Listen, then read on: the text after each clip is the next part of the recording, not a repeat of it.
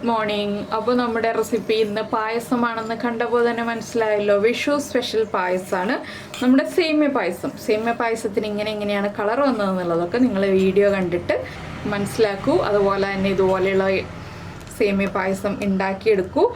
എന്തായാലും നല്ല ടേസ്റ്റിയാണ് സേമിയ പായസം എന്ന് പറഞ്ഞാൽ എല്ലാവർക്കും ഒരുപോലെ ഇഷ്ടപ്പെടുന്ന ഒരു പായസമാണ്. അപ്പോൾ നിങ്ങൾ ഇതുപോലെ സേമിയ പായസം ഉണ്ടാക്കിയിട്ടില്ലെങ്കിൽ ഉറപ്പായിട്ടൊന്ന് ഉണ്ടാക്കി നോക്കിക്കോളൂ.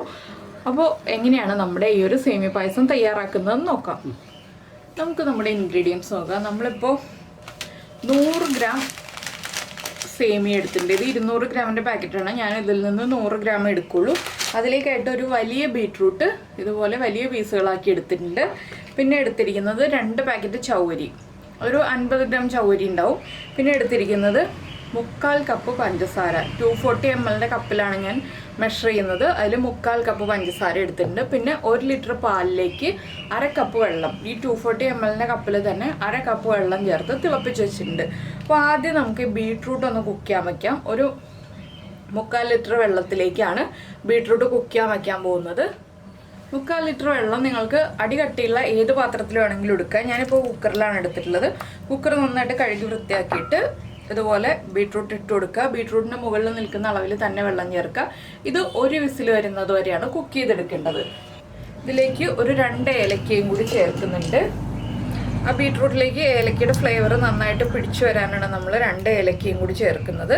ഇനി കുക്കർ അടച്ചു വെച്ച് 1 വിസിൽ വരുന്നത് വരെ കുക്ക് ചെയ്തെടുക്കുക. ഈ സമയത്ത് നമ്മുടെ സേമിയ റോസ്റ്റഡ് അല്ലെന്നുണ്ടെങ്കിൽ ഒന്ന് റോസ്റ്റ് ചെയ്തെടുക്കുക നെയ്യിൽ.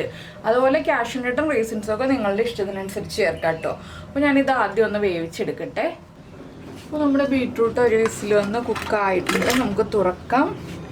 ബീട്രൂട്ടിൻ്റെ ആ ഒരു കളർ മുഴുവൻ നമുക്ക് വെള്ളത്തിലേക്ക് മാറി കിട്ടിയിട്ടുണ്ട്. ഇനിയിപ്പോൾ നമുക്ക് ഈ ബീട്രൂട്ട് പീസുകൾ എടുത്ത് മാറ്റാം. ഇതിനാണ് നമ്മൾ ഇതുപോലെ വലിയ പീസുകളായിട്ട് ബീട്രൂട്ട് കട്ട് ചെയ്തിടുന്നത്. അപ്പോൾ നമുക്ക് എടുത്ത് മാറ്റാൻ എളുപ്പമായിരിക്കും. അപ്പോൾ ഞാൻ ഈ കുക്കറിൽ തന്നെയാണ് കേട്ടോ പായസം ഉണ്ടാക്കാൻ പോകുന്നത്. നിങ്ങൾ വേറെ പാത്രത്തിലാണ് ഉണ്ടാക്കുന്നതെങ്കിൽ അതിൽ നമ്മുടെ സേമിയൊക്കെ റോസ്റ്റ് ചെയ്തെടുക്കാം. അപ്പോൾ നല്ലൊരു ഏലക്ക ഫ്ലേവറും വരുന്നുണ്ട് ആ ഏലക്ക ചേർത്ത് കൊടുത്തതുകൊണ്ട് തന്നെ. ഞാൻ ഈ ബീട്രൂട്ട് വേവിച്ച വെള്ളം വേറെ പാത്രത്തിലേക്ക് മാറ്റാണ്. ആ പാത്രത്തിലാണ് ഞാൻ ചൗവരി വേവിക്കാൻ പോകുന്നത്. ഈ ഒരു പാനിലേക്കാണ് മാറ്റാൻ പോകുന്നത്. ചൗവരി വേവിക്കാൻ കുറച്ചധികം വെള്ളം വേണം കേട്ടോ. എന്താണെന്ന് വെച്ചിട്ടുണ്ടെങ്കിൽ ചൗവരിക്ക് നല്ല വേവുള്ളതാണ്. ഇനി നമുക്ക് ഫ്ലെയിം ഓൺ ചെയ്തിട്ട് ഇതിലേക്ക് നമ്മുടെ ചൗവരി ഇട്ട് കൊടുക്കാം. ചൗവരി അതിൽ കിടന്ന് വേവട്ടെ. ഈ സമയത്ത് നമുക്ക് കുക്കർ കഴുകി എടുത്തിട്ട് ബാക്കിയുള്ള കാര്യങ്ങൾ ചെയ്യാം. വേഗം തന്നെ കുക്കായി കിട്ടും. ഒരു 10 മിനിറ്റ് ഉണ്ടെങ്കിൽ ചൗവരി കുക്കായി കിട്ടും.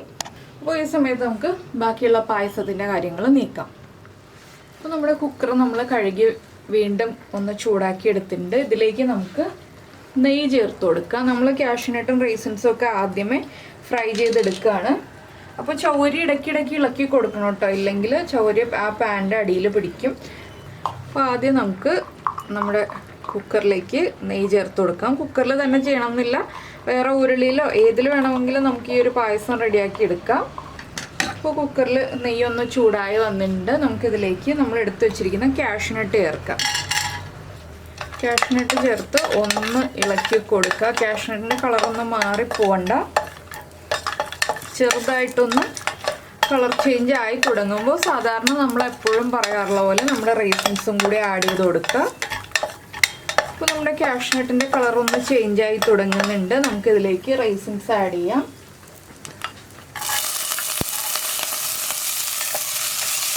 ഈ റേസിൻസ് ഒന്ന് വീർത്ത് വരുന്നത് വരെ നമുക്ക് ഇളക്കി കൊടുക്കാം. ഇടയ്ക്ക് ഞാനൊന്ന് ചൗവരി ഇളക്കി കൊടുക്കുകയാണ്. ചൗവരിയിൽ പഞ്ചസാര ഒന്നും ഇട്ട് വേവിക്കരുത് കേട്ടോ. എന്താണെന്ന് വെച്ചാൽ ചൗവരി വേവാൻ കൂടുതൽ സമയം എടുക്കും പഞ്ചസാര ചേർത്തിട്ടുണ്ടെങ്കിൽ. നമ്മുടെ റേസിൻസും ഒന്ന് വീർത്ത് വരുമ്പോൾ നമുക്കിത് ഈ ഒരു കുക്കറിൽ നിന്ന് മാറ്റാം. പിന്നെ പാലെപ്പോഴും തിളപ്പിച്ച് വെച്ച പാൽ ഉപയോഗിക്കുകയാണെങ്കിൽ പിരിഞ്ഞു പോവും എന്നുള്ളൊരു പേടി നമുക്ക് വേണ്ട. ഒട്ടും തന്നെ പിരിഞ്ഞു പോവില്ല. നമ്മൾ തിളപ്പിക്കാത്ത പാലിൽ പായസം ഉണ്ടാക്കുമ്പോഴാണ് പിരിഞ്ഞു പോകാനുള്ള സാധ്യത കൂടുതലാവുന്നത്. നമ്മുടെ റേസിൻസൊക്കെ ഒന്ന് വീർത്ത് വരാൻ തുടങ്ങുന്നുണ്ട്. നമുക്കിത് ഒരു പ്ലേറ്റിലേക്ക് മാറ്റി വയ്ക്കാം. ഇനി നമുക്കിതിലേക്ക് നമ്മൾ എടുത്ത് വെച്ചിരിക്കുന്ന സേമിയ ഉണ്ടല്ലോ, സേമിയ ഇട്ടിട്ട് ഒന്ന് ചൂടാക്കിയെടുക്കാം. എന്താണെന്ന് വെച്ചാൽ സേമിയ നമ്മൾ റോസ്റ്റഡ് സേമിയാണ് വാങ്ങിച്ചതെങ്കിലും ഒന്നുകൂടി ഒന്ന് റോസ്റ്റ് ചെയ്തിട്ടുണ്ടെങ്കിൽ ടേസ്റ്റ് കൂടുള്ളൂ പായസത്തിന്. അപ്പോൾ സേമിയ ഒരു മിനിറ്റ് ഒന്ന് ചൂടായാൽ മതി കേട്ടോ. ഒരുപാട് അങ്ങോട്ട് ചൂടായി കളറൊന്നും മാറിപ്പോണ്ട. കളർ മാറിയാൽ തന്നെ നമ്മുടെ പായസത്തിൻ്റെ ടേസ്റ്റിന് വ്യത്യാസം വരും. അതുകൊണ്ട് തന്നെ കളർ ഒരുപാട് മാറിപ്പോണ്ട. സേമിയ ഒന്ന് ചൂടായി വരുമ്പോൾ നമുക്കിതിലേക്ക് ഒരു 1/2 കപ്പ് വെള്ളം ചേർത്ത് കൊടുക്കാം.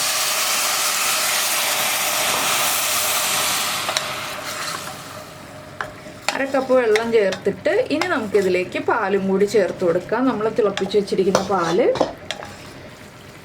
നമുക്കിനി പാലും കൂടി ചേർത്ത് എല്ലാം ചേർത്ത് തിളപ്പിച്ചെടുക്കാം. കുറച്ച് പാല് മാറ്റി വെക്കുക കേട്ടോ. എന്താണെന്ന് വെച്ചാൽ നമുക്ക് പായസം കുറുകി പോവുകയാണെങ്കിൽ ചേർക്കാനാണ് നമ്മൾ കുറച്ച് പാല് മാറ്റി വയ്ക്കുന്നത്. ഇനിയിപ്പോൾ സേമിയ ഒന്ന് നന്നായിട്ട് കുക്കായി വരുന്നത് വരെ ഒന്ന് ഇളക്കി കൊടുത്ത് നമുക്ക് വേവിച്ചെടുക്കാം. ഇടയ്ക്ക് മാത്രം ഇളക്കി കൊടുത്താൽ മതി, എപ്പോഴും ഇളക്കിക്കൊണ്ടിരിക്കേണ്ട ആവശ്യമില്ല. സേമിയ പായസത്തിന് അങ്ങനെ ഒരു ഗുണമുണ്ട്. അപ്പോൾ എന്തായാലും നമ്മുടെ സേമിയൊക്കെ കുക്കായി വരട്ടെ. ഈ സൈഡിൽ നമ്മുടെ ചൗരിയും കുക്കായി വരുന്നുണ്ട്. അപ്പോൾ നമ്മുടെ പായസം തിളച്ചുകൊണ്ടിരിക്കുന്നുണ്ട്. ഇവിടെയൊക്കെ ആയിട്ട് തിള വരുന്നുണ്ട്. നിങ്ങൾക്ക് കാണാൻ പറ്റുന്നുണ്ടോ എന്ന് എനിക്കറിയില്ല. നമ്മുടെ ചൗരി ആണെങ്കിൽ ഒരു 3/4 ഭാഗം കുക്കായി കഴിഞ്ഞു. ഇനി ഞാനിത് നമ്മുടെ പായസത്തിലേക്ക് ആഡ് ചെയ്യാണ്. പായസത്തിലേക്ക് ആഡ് ചെയ്തിട്ട് ഉടനെ തന്നെ നന്നായിട്ടൊന്ന് ഇളക്കാം കേട്ടോ. അപ്പോൾ നമ്മുടെ പിങ്ക് സേമിയ പായസം റെഡി ആയിക്കൊണ്ടിരിക്കുകയാണ്. ഇനിയിപ്പോൾ ചൗരി കുറച്ചുകൂടി ഒന്ന് കുക്കാവാനുണ്ട്. അതും കൂടി ഒന്ന് കുക്കായി വരുമ്പോൾ നമുക്കിതിലേക്ക് പഞ്ചസാര ചേർക്കാം. ആദ്യമേ പഞ്ചസാര ചേർത്തിട്ടുണ്ടെങ്കിൽ സേമിയ ആണെങ്കിലും ചൗരി ആണെങ്കിലും കുക്കായി വരില്ല. അപ്പോൾ ഇതൊന്ന് കുക്കായി വരട്ടെ. ഒരു 2 മിനിറ്റും കൂടി ഒന്ന് തിളച്ച് വരുമ്പോൾ സേമിയയും ചൗരിയൊക്കെ കറക്റ്റായിട്ട് കുക്കാവും. അപ്പോൾ നമ്മൾ ബീട്രൂട്ട് വേവിച്ച വെള്ളം കംപ്ലീറ്റ് വറ്റിച്ചാണ് ചൗരി ഇതിലേക്ക് ചേർത്തിട്ടുള്ളത് കേട്ടോ. ബീട്രൂട്ട് വേവിച്ച വെള്ളം മാറ്റിയിട്ടൊന്നുമില്ല. ആ വെള്ളത്തിൽ തന്നെയാണ് ചൗരി വേവിച്ച് വറ്റിച്ചെടുത്തത്. അപ്പോൾ ഇനി ഇത് കണ്ടോ, നമ്മുടെ ചൗരിയൊക്കെ ട്രാൻസ്പെറൻ്റ് ആയി തുടങ്ങി. സേമിയ ഇതുപോലെ നമ്മൾ നോക്കുമ്പോൾ ഒന്ന് കട്ടാവുന്നുണ്ടോ എന്ന് നോക്കുക. ഒരു ഫോർക്ക് എടുത്തിട്ട് നോക്കാണ് ഏറ്റവും എളുപ്പം. സേമിയ കട്ടാവുന്നുണ്ടെങ്കിൽ നമ്മുടെ സേമിയയും കുക്കായിട്ടുണ്ട്. അപ്പോൾ ഇനി നമുക്കിതിലേക്ക് പഞ്ചസാര ചേർത്ത് കൊടുക്കാം. പഞ്ചസാര നിങ്ങളുടെ മധുരത്തിനനുസരിച്ച് വ്യത്യാസം വരുത്താം കേട്ടോ. ഞാനിപ്പോൾ 3/4 കപ്പ് എടുത്ത് വെച്ചിട്ടുണ്ടെങ്കിലും ആദ്യമേ 1/2 കപ്പേ ചേർക്കുന്നുള്ളൂ. അതിനുശേഷം മധുരം ടേസ്റ്റ് ചെയ്ത് നോക്കിയിട്ട് ആവശ്യമാണെങ്കിൽ വീണ്ടും 1/4 കപ്പ് ചേർക്കുള്ളൂ. എന്താണെന്ന് വെച്ചിട്ടുണ്ടെങ്കിൽ ഒരുപാട് മധുരത്തിൽ പായസം കുടിച്ചിട്ടുണ്ടെങ്കിൽ അത്ര സുഖം ഉണ്ടാവില്ലല്ലോ. നമുക്കൊരു മീഡിയം മധുരത്തിൽ പായസം കഴിക്കുകയാണ് എപ്പോഴും ടേസ്റ്റ്. അപ്പോൾ ഞാനൊരു 1/2 കപ്പ് പഞ്ചസാര ചേർത്തിട്ടുണ്ട്. ഇനി നമുക്കിതൊന്ന് ഇളക്കി മിക്സ് ചെയ്ത് ഒന്നുകൂടി തിളപ്പിച്ചെടുക്കാം. ഇനി ഇത് ഒരുപാട് സമയം കുറുകി വരണ്ട കേട്ടോ. എന്താണെന്ന് വെച്ചിട്ടുണ്ടെങ്കിൽ ഒരുപാട് സമയം കുറുകിയിട്ടുണ്ടെങ്കിൽ നമ്മൾ ചൗരി ചേർത്തതാണ് ഭയങ്കരമായിട്ട് അങ്ങ് കട്ടിയായി പോകും ചൂട് മാറി വരുമ്പോൾ.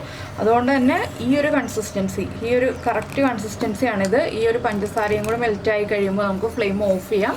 അതിനുശേഷം ഒരു 10 മിനിറ്റ് കഴിയുമ്പോൾ വീണ്ടും കുറുകി ഉണ്ടാവും പായസം.